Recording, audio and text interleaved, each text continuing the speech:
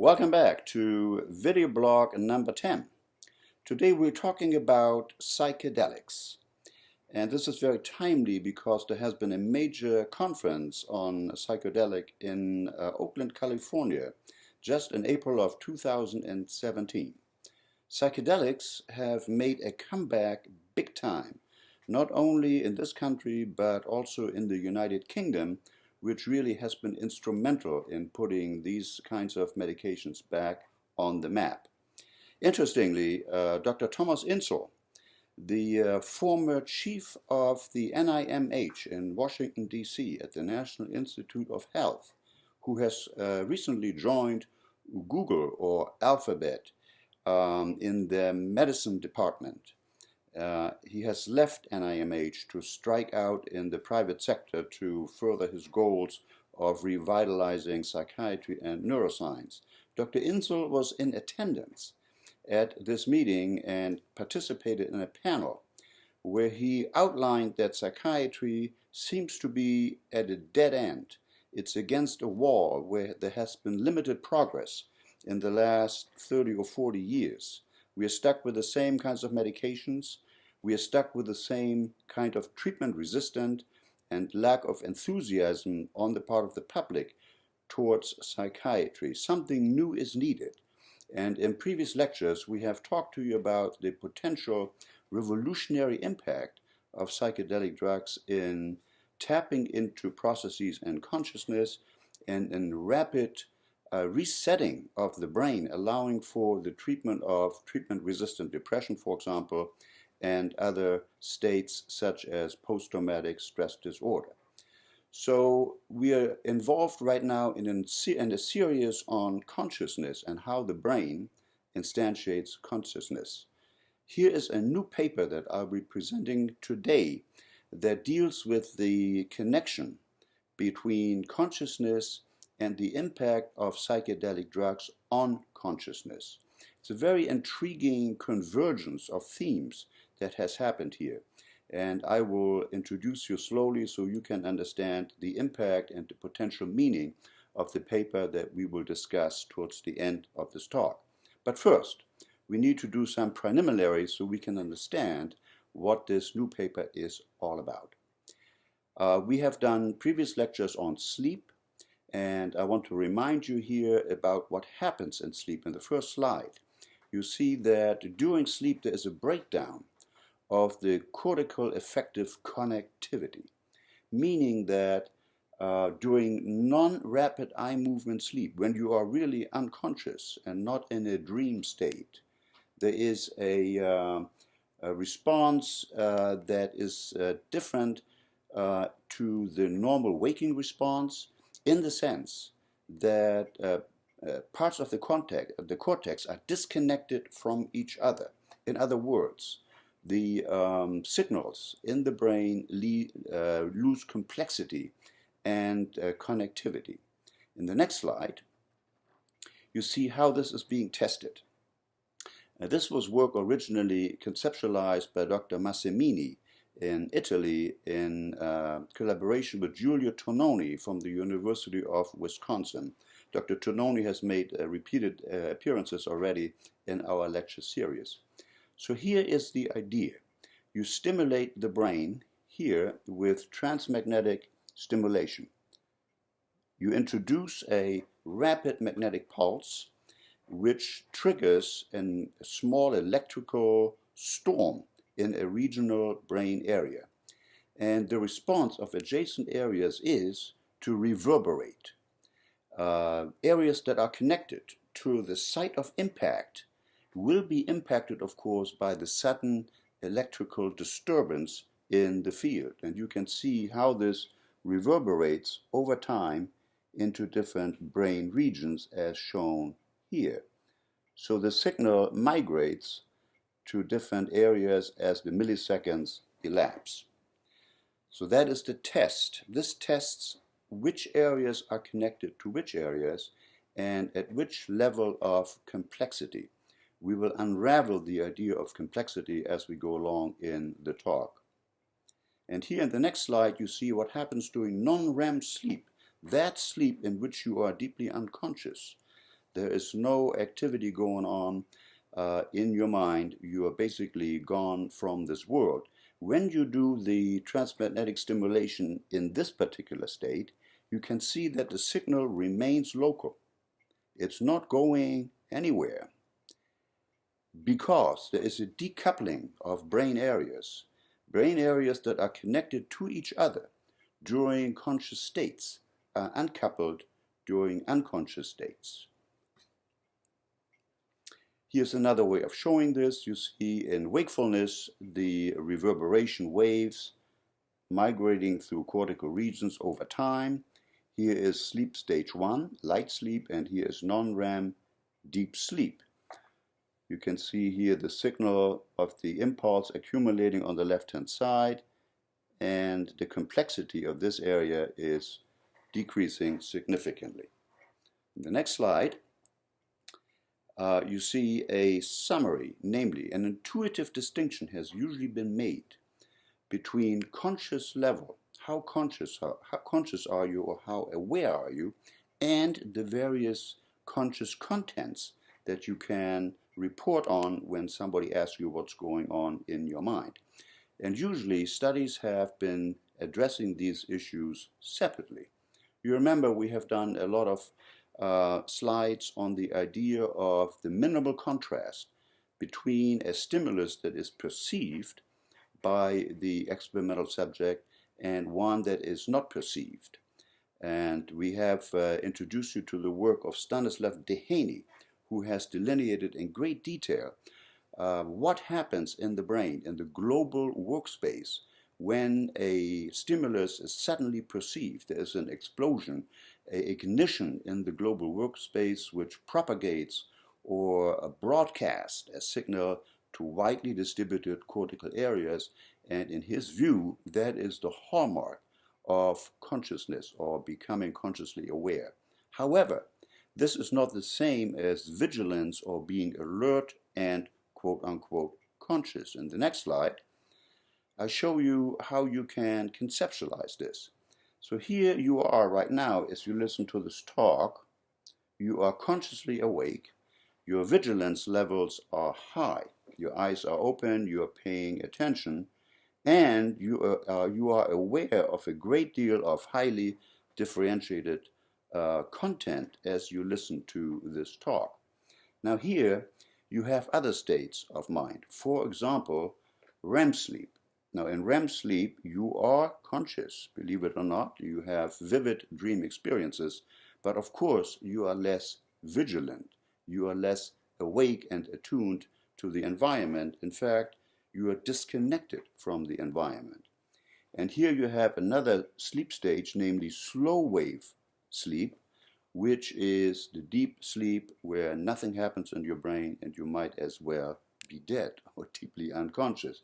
Now here is general anesthesia and coma, where there is zero vigilance and, as far as we know, zero content. So there are then these two dimensions of consciousness: vigilance and being conscious, and the specific contents of your consciousness.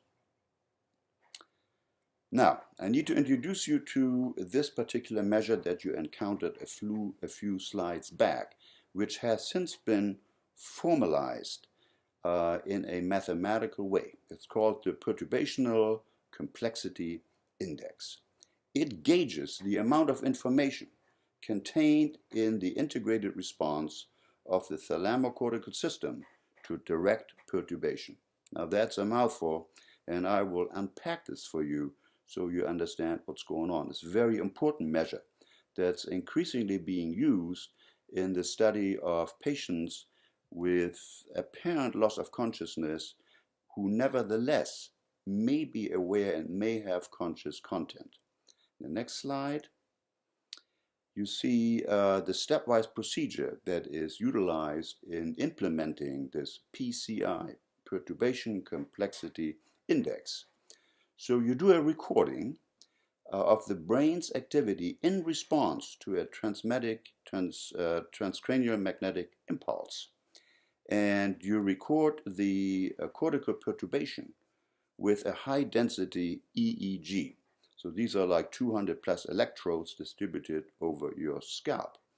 Now then you capture the signal, the time series coming from all 200 plus electrodes, and you model this in a specific statistical instrument that allows you to extract a matrix that describes the time series over these different electrodes. And here is now in number 3 the critical step. Any time series or any series of data can be simplified or compressed with an algorithm. In this case, it's called the Lempel-Ziff complexity algorithm. You know that when you use a zip file, you can compress a large file into a much smaller size, which is more easily transmitted over the internet and can be unpacked at the receiving end. Now, data come in either high complexity or low complexity, and the algorithm that condenses these files and shortens them in a way will respond to the complexity inherent in the data. In fact, it allows you to generate a number that is called the complexity index. The more algorithmic complexity there is in the data set, the more work the zip algorithm has to do, the higher the complexity index is. So this then could be a potential gauge for the level of complex information in the EEG signal derived from patients in different states of consciousness. So the PCI is expected to be of low value when there is a loss of integration, because in this case the matrix of activation engaged by TMS is spatially restricted, and I showed you that the signal gets stuck right where the impulse is directed. It doesn't migrate. It will also be low if many interactions that occur down the road in different areas in the cortex are stereotypical. They have the same waveform over and over again, and that will be called a loss of differentiation. So we have two items, a loss of integration and a loss of differentiation. These are important items to remember because we will get back to those when we discuss in our next lecture on consciousness the integrated information theory of consciousness by Giulio Tononi, which is increasingly drawing adherence to itself because it makes specific predictions which can be tested by experiments, and it is mathematically rigorous, which is the first theory of consciousness ever to lend itself to mathematical treatment. Now, in the next slide, you see an application of this perturbation complexity index. Here you see the signals derived after a perturbation by TMS, and you see here the matrix over the different electrodes and time periods involved. And you see here you apply the left-Ziff compression algorithm and you wind up with a number called PCI, in this case 0.55. Now in the next slide, I show you the fine structure. If you go into a specific time slice and you blow it up to larger magnification, you see the inherent complexity that is not really visible in the raw data here. The algorithm will have more work to do to compress this data to reduce the inherent complexity. If you do the same thing in non-REM sleep, i.e. in a non-conscious state, you see the signal is dramatically reduced and the complexity, of course, is significantly reduced as well, yielding a smaller number for the PCI. So here's then a test of all of this using different anesthetics. As you know, anesthetics induce an unconscious state. So you would expect that the PCI should be low if you use this experimental procedure in the algorithmic compression, and that's in fact what you see. In wakefulness, the PCI hovers between 0.5 and 0.6, and all anesthetics here, midazolam, xenon, and propofol, are all significantly lower, as is, as we discussed earlier, non-REM sleep. So this then is an experiment and a mathematical analysis of the experiment, which lets you verify predictions that your model makes about what is consciousness in the brain. So here now is the paper. Now this is a very recent vintage.